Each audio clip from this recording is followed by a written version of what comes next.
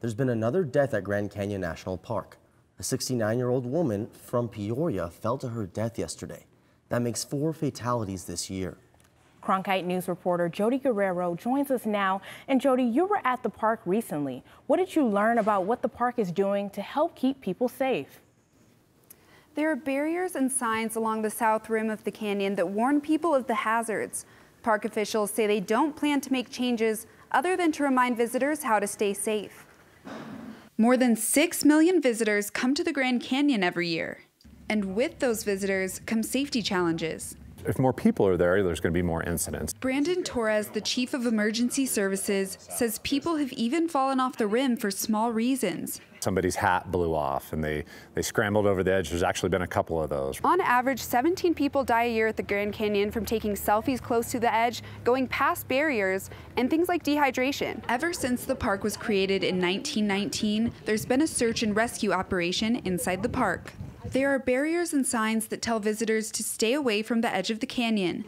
Visitor Nancy Myers says she doesn't think there needs to be any changes. The rules and regulations should not be changed at all here at the Grand Canyon because it's such a natural and beautiful thing, and I really believe that people should be responsible. Grand Canyon spokesman John Quinley says the park looks at common themes with injury and death statistics. If there are, he says they look at changing policies or interpretive signs. Quinley says these recent deaths aren't out of the ordinary. There's not a common link, or the common link is, despite all of the suggestions about how to have a safe visit, for whatever reason a person chose something that was not safe.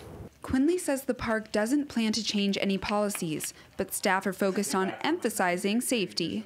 Making sure people are aware of their surroundings, understand that in the case of falls, that to just stay a respectful distance back from the rim of the canyon and sort of know where you are at all times. There's also a concern with people staying hydrated. Now that temperatures are rising, Quinley says dehydration can quickly turn serious in the canyon. Grand Canyon National Park spends more than $400,000 a year to fund its emergency services operation.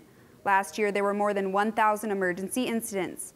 Live in the Broadcast Center, Jodi Guerrero, Cronkite News.